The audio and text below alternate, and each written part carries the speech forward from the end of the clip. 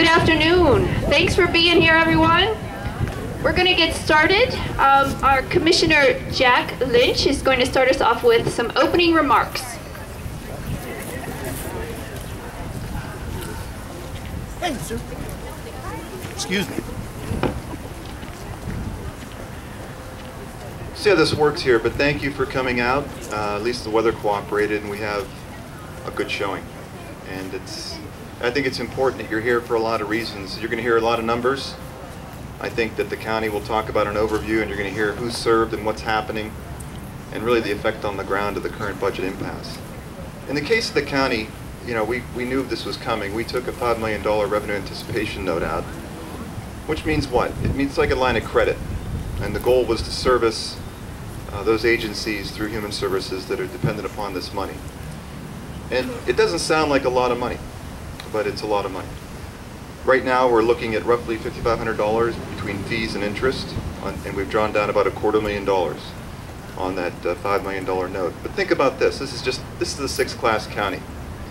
If you multiply that by 67, which is a very conservative figure, that's $335 million that we're in the hole, counties would be scrambling for, and it's probably closer to something like $500 or $600 million when you take into account the size of some of the agencies and the services that are provided. So that doesn't even include the school districts or a host of other agencies that are affected by this. And this isn't a partisan issue in the sense that it's an R&D. That's at the state level. This is the local level. And the purpose of this rally ought to be to highlight who's being affected the most by the current state of affairs. And we've heard routinely for counties to get their fiscal houses in order, and we've done that. We've taken the time to do that and we're doing okay. This doesn't help either that problem or the costs incurred to the taxpayers for services that, quite frankly, should be rote. And when I say rote, I mean part of what we do as either legislators, governor, or local elected officials.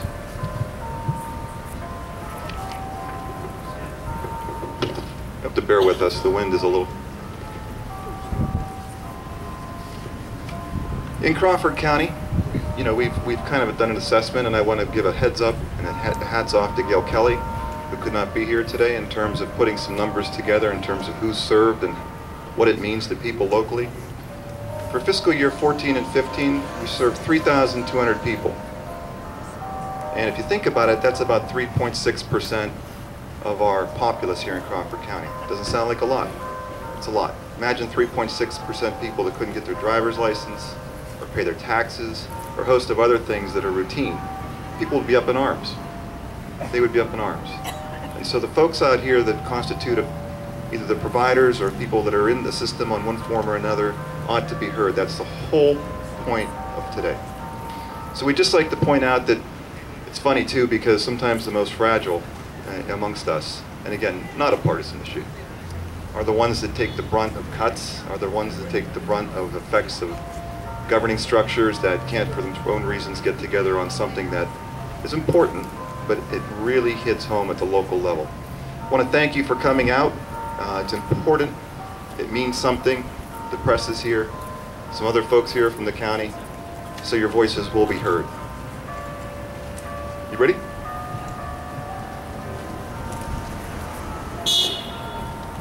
If you don't know, I'd like to introduce Kelly Schwab, who's going to say she's the Deputy Director of Human Services. I'd like to say a few words and get a little closer to home in terms of the services provided and the people affected. Thank you for your time and for coming out here today. Thank you, Jack. I want to welcome everyone for coming in today and showing your support as we discuss how the budget impasse affects the citizens of Crawford County. As Jack just stated, my name is Kelly Schwab, and I'm the Deputy Director of Crawford County Human Services. And what needs to be said today is we need a budget. We are currently at 141 days without a signed budget. This is money for individuals who are the most vulnerable of our county. Funding responsible for the health and safety of children are not flowing. Funding to assist individuals with mental health and drug and alcohol issues is not flowing. Funding to support those individuals with intellectual disabilities is not flowing. Food pantries are empty. Homeless shelters are near or at full capacity. What is it going to take someone being hurt or dying before the lawmakers take this seriously? Crawford County has approximately 87,000 individuals, and Human Services alone provided services to 3,200 individuals. And as Jack stated, that is 4 in 100 individuals per the county. You then add in the elderly, those receiving drug and alcohol services, getting assistance from the food pantry or homeless shelters, that number triples. We're now looking at 1 in 10 who are not or could not be receiving services, and that is unacceptable.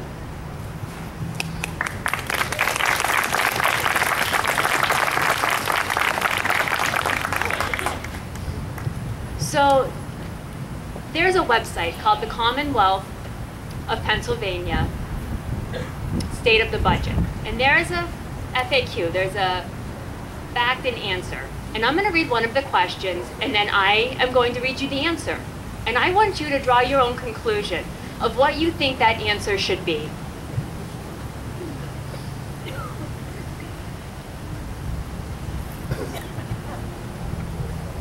So the question is, will the budget impasse create any risks to the general public? The answer to that question on the website is no. The Commonwealth will continue operations for all critical functions that impact the health, safety, and welfare of the citizens of Pennsylvania. Domestic violence shelters are not receiving funding. Foster families, or those children in the general care of the Office of Children and Youth, are not receiving funding. Is that not health and safety? I implore you to please contact your legislators today, and ask them to come to a resolution and sign a budget, because lives do matter.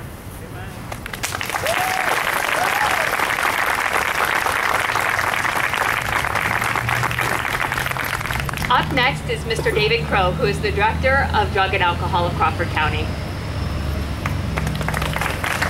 Thank you, Kelly. I'm not sure I can follow that as much as a firebrand as she is.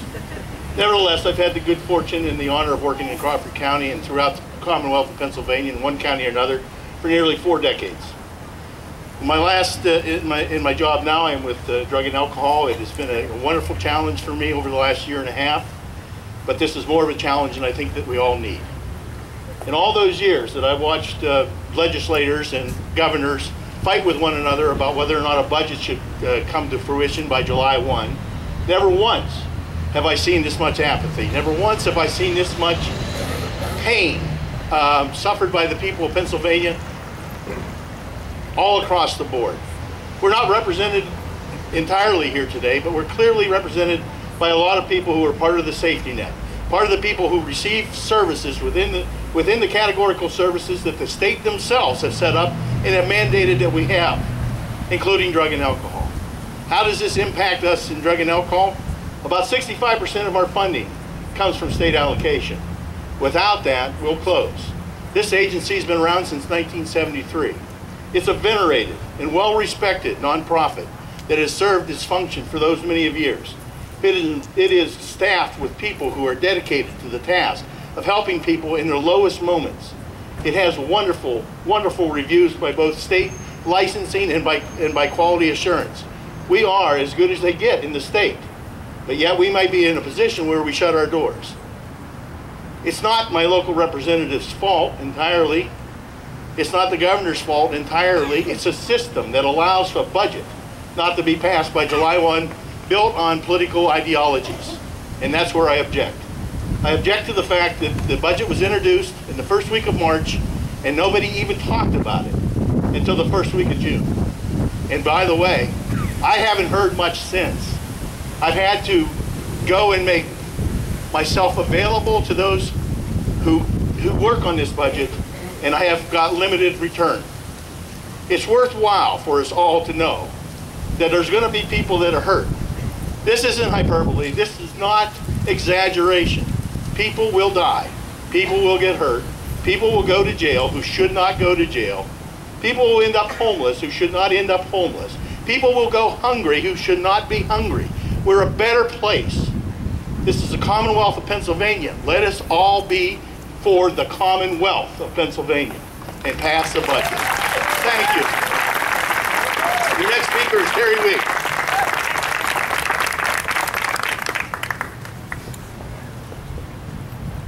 Thank you for being here today and giving me the opportunity with the rest of you to stand for Pennsylvanians.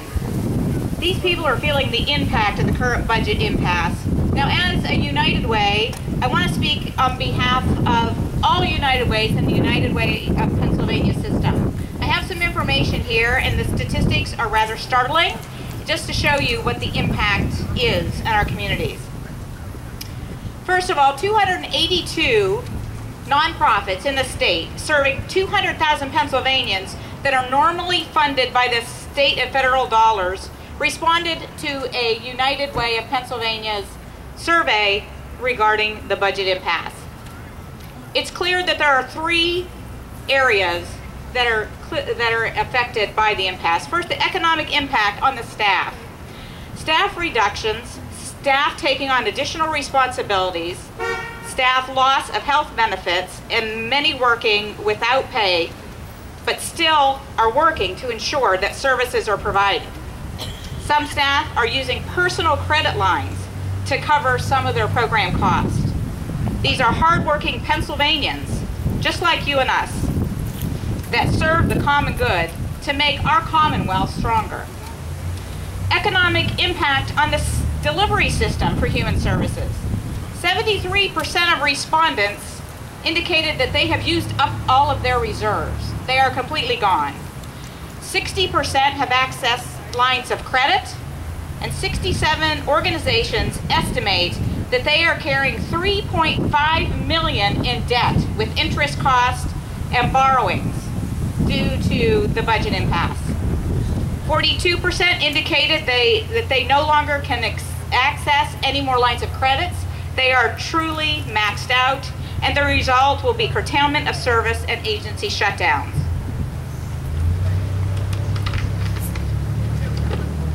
Only 25% of agencies that completed the survey are eligible for reimbursement of those costs. The state has no interest in providing that support for most of us here, actually. And most importantly, the impact on the most vulnerable Pennsylvanians. Reduction or loss in needed services will continue, including mental health, drug and alcohol, the homeless and near homeless services, services to seniors, and we will be leaving Pennsylvanians more vulnerable than ever.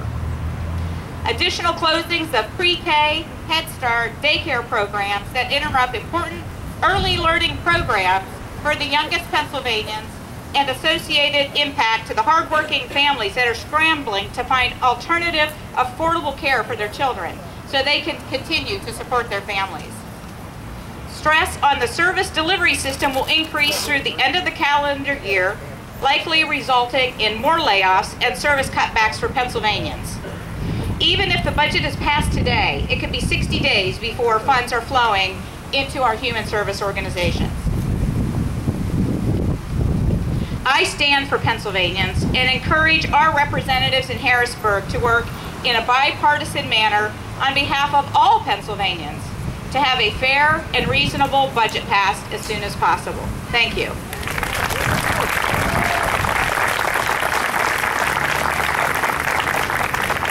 Thank you. And our next speaker is Mark Weindorf, Assistant Director of the ARC of Crawford County. Thank you all for coming out today. It's really not acceptable, and those previous speakers have told you that. The most vulnerable people who depend on our services are not getting served. We've heard comments that these aren't essential services. Tell the intellectually disabled folks it's not essential services when they don't have housing, when they don't have food.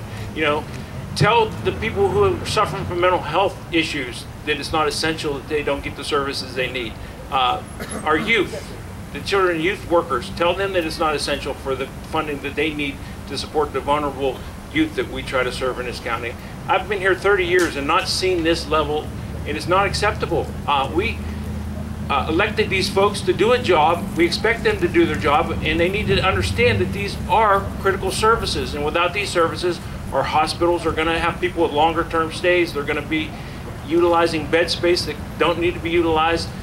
I've worked hard for 30 years to try and keep people out of hospitals, to try to keep them out of harm's way through utilizing the sister services that we have. I happen to be fortunate to work for the ARC. The ARC depends on all kinds of other services to utilize to keep our individuals in the community and being successful in the community, and not to have those services is detrimental to the intellectually disabled. But we have a number of people who have drug and alcohol issues that aren't being served.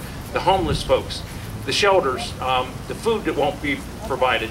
It's just unacceptable. You know, when we work in our agencies, we don't allow deadlines to be passed without consequences. And I think we as Pennsylvanians can't allow this deadline to continue to not be met without consequences. So we need to look at that and figure out where we'll go from here. It's not acceptable to have this happen and to balance things on the people who are most vulnerable. So we need to send that message loud and clear. Thank you for coming out today to give that message. Next to speak is Pam General, and she's the director for the Center for Family Services.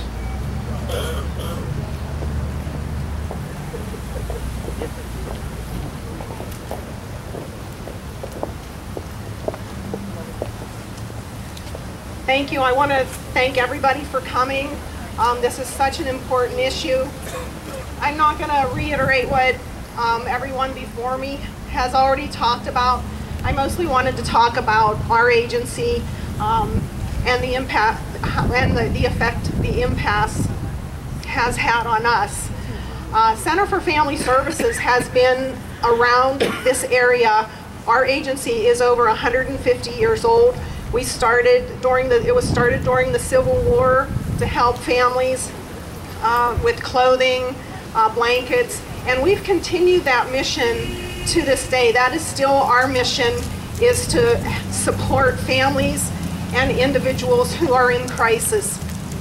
And this budget has definitely made our job at our agency much more difficult than it ever has since I've been there.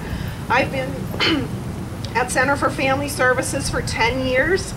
And the homelessness are who we help, people near homeless, just the people that need, you know, our community members that need the help the most is who this is impacting. And we see it every day. We see people coming into our office that have never needed help before. People are losing their jobs, they're being laid off. To me, I just don't understand, like Mark said, how can the state continue this for such a long time? We're going on 5 months. At the end of November, it will be 5 months since the budget should have been passed. There has to be something done at the state level so that, like he said, there are consequences and that this cannot happen again. One of the things I'd like to also say is I want to thank the county and Human Services, because not a lot, but several of the programs that we run, our funding does come through Human Services and the county.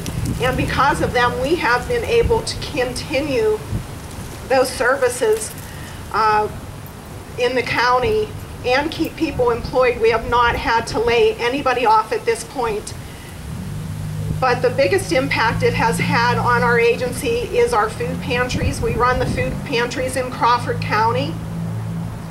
We have our main food pantry in Meadville and 6 satellite food pantries throughout the county. The last time that we received state funds to help purchase food was in April. And we were able to use some of that. We had to finish using that money by the end of June. But at this point, our shelves are getting bare. We have gotten a lot of donations. We've put out a plea to different communities to please help with the food pantries, donate food, donate funds. To this date, we've gotten about close to $5,000 donated, and all of that has gone right back out the door to purchase food. to keep the boxes full.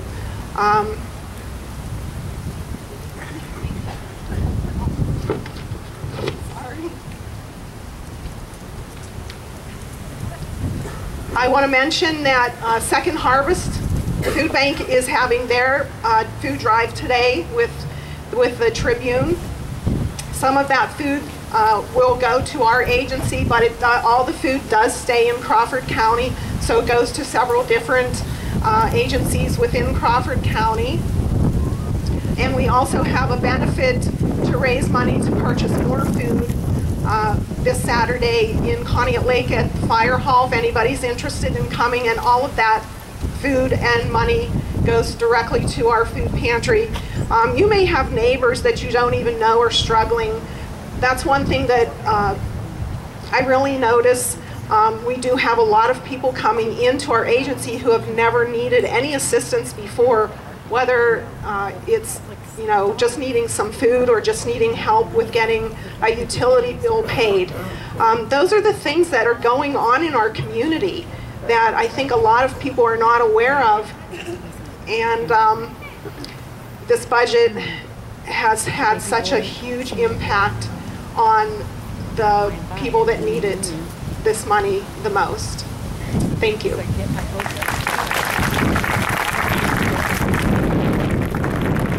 I'd like to introduce Bruce Harlan. He is the Director of Women's Services.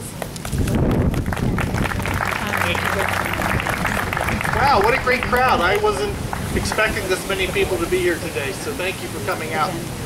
For those of us that do this work, that shows that you really do care and that this is important to you as well. I was rather shocked to hear that the General Assembly doesn't require or think of our work as essential or critical.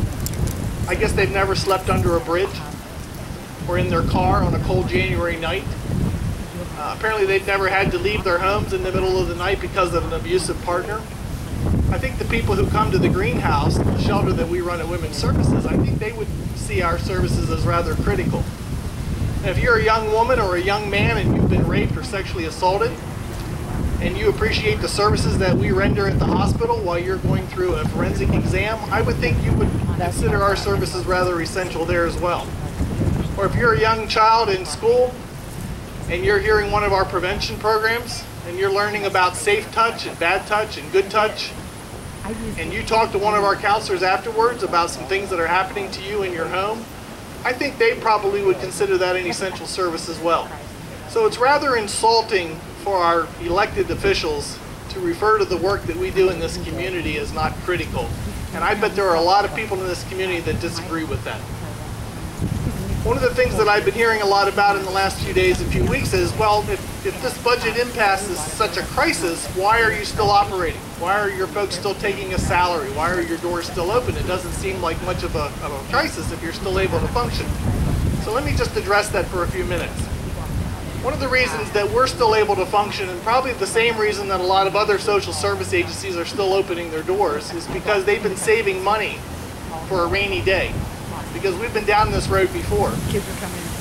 And it's been raining since July 1st. And because it's been raining for so long, we've depleted our savings. Most of us have already depleted or are about to deplete our savings.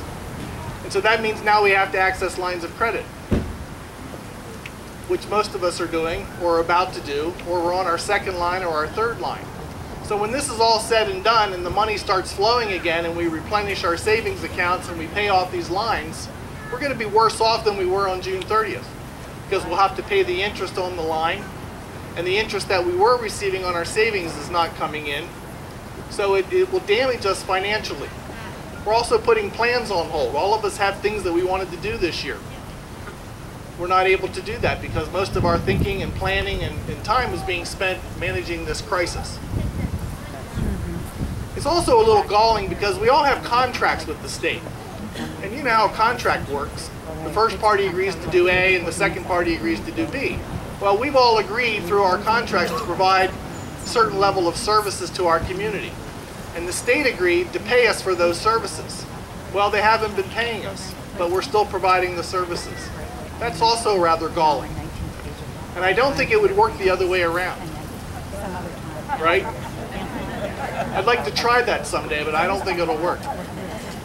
And of course, the last thing is, kind of like the way the wind's been blowing today, we all know that there's a storm coming.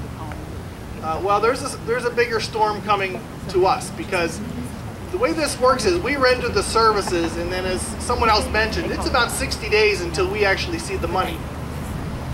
And what I'm hearing from around the state, from all of the domestic violence shelters and sexual assault programs, and our fellow human service providers here in the county, is that most of us are going to be able to limp into the end of this year. We're going to get through the rest of this month in December. But come January, we're not sure what we're going to be able to do. And so unless they sign that budget today, there won't be any money rolling in on January 1st. And so just as the wind is picking up, this crisis is picking up. And I fear for what's going to happen in January when programs like mine have to shut their doors, and we can't take people off the streets who are sleeping in their cars or under bridges, and we can't go to the hospital to accompany rape victims. And I worry when people can't get their addictions counseling or their mental health counseling, or they can't receive all the other essential services that are so important here in this community. You know, it's obvious why they picked on social services, because, you know, the last time we went down this road, state workers weren't getting paid, other unions weren't getting paid. That's all been taken off the table. There's a reason why we're not getting paid, and that's because the most vulnerable citizens in the Commonwealth don't have much of a voice. But you standing here today says, hold on, they do have a voice, and it does matter what happens. So please, contact your congressman, contact the governor's office, let them know what you think about this. Thank you. Now there's Karen Crawford.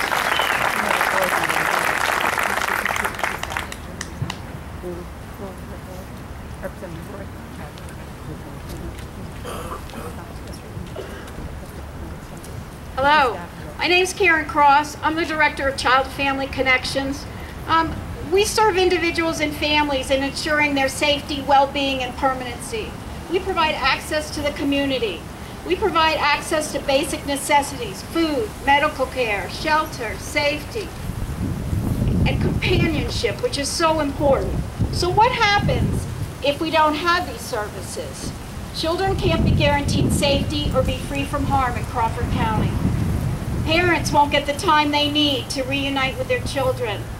Individuals with intellectual disabilities will be confined to their family's home, or worse, homeless. We have close to 50 employees in our agency, and they're not going to be able to feed and support their families. We have to let them all go. Please move forward and sign the budget. A new budget, or renew the last budget. We need you to serve the people, all the people. Thank you.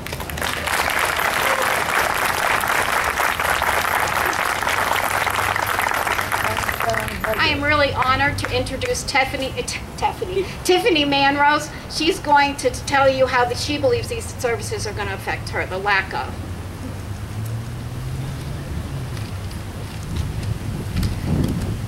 I feel it's important to pass the budget because if we don't, then all of us clients will be sitting at home doing nothing, and all staff will be out of a job.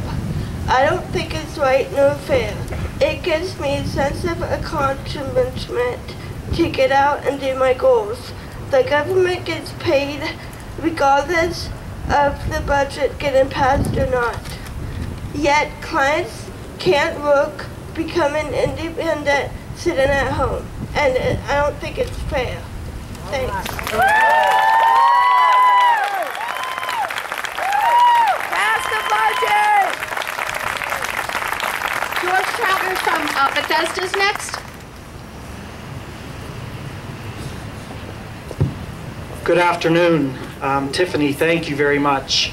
As the CEO of Bethesda Children's Home, I was appointed July 1 to become the new CEO of Bethesda. How exciting. As I stepped in, worked with my staff, only to find out I wasn't getting any funding to run Bethesda Children's Home. So what does that mean to us at Bethesda? Well, most of you know Bethesda's been around 96 years. Started out as an orphanage, taking care of Crawford County and its youth and families. We service over 500 youth daily with our programs here at our main campus on 86, and we also service the community in Erie and those in northwestern Pennsylvania. So without having a budget, what does that do to Bethesda Children's Home? Well, let me tell you what it does. I was asked, why don't you just close your doors? So what do I say to the judges that court order the 76 youth to our agency? Sorry, we're closing our doors. That put me in contempt and put me in jail. What needs to happen is, everyone said, okay, as the CEO of Bethesda, you need to talk to your representatives. I talked to Brad. I talked to Kathy. I talked to folks in Erie, and everyone says, the Republicans say it's the Democrats say it's the Republicans. Okay, folks, let's get it together. We need to work together as a team. So we voted in a governor. He has a plan, but you know what? We got to work through this. Because let me tell you something. Bethesda Children's Home has a foundation for children. The main purpose of that foundation is to support the children's home. If it wasn't for that foundation, the 170 employees would be laid off, and the 500 kids that we service each day would not be served. Problem is, at the end of December, my foundation's empty. No more money there. Will the banks give me money? Yes, that's their job. And we have a line of credit lined up. Although there's interest with that, and as a nonprofit, we face that also, trying to pay that back. But I guess I'm here to tell the Commonwealth and the representatives and the senators and the governor, Bethesda's not closing their doors. We will do what it takes to serve the youth and their families each and every day. Although what we need to tell you, not only from Bethesda, but from where we all stand here now, you get no Thanksgiving break. You get no Christmas break. You need to get your job done. That's right. That's right. And you need to make this happen. I would like to say thank you to Crawford County Human Services and the commissioners, because without you and your line of credit, we wouldn't have that small amount of money coming in to help pay our bills. Our foundation has been solely paying for our staff and for them to do the good work they do. But also I have to say a special thanks not only to the Bethesda Children's Home Board, but also to our foundation board for allowing us to use the foundation money to keep us running. So please, I can't say it loud enough, you need to pass the budget. And the thing about it is, don't just pass a budget because we're all saying we need money. It's got to be a good budget. It's got to support the Commonwealth of Pennsylvania. Thank you.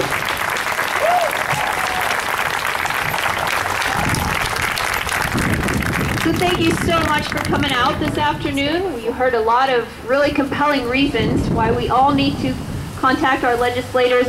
Inside the pamphlet that was handed out today, you have the contact information, so I implore you to do that right now, today. Share the information that you heard. Thank you.